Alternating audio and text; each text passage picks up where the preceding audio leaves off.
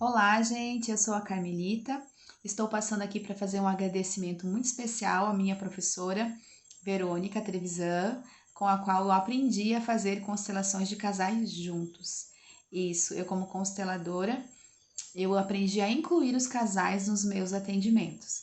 Tudo isso foi possível porque eu encontrei a Verônica Trevisan e ela, com muita amorosidade, com muito carinho, com muita dedicação, foi nos ensinando, foi nos mostrando qual era o caminho.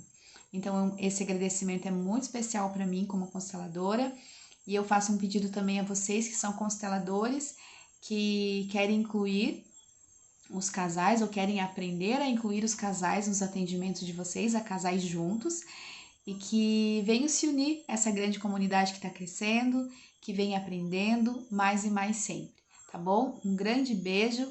Verônica, um grande beijo para você, você é maravilhosa.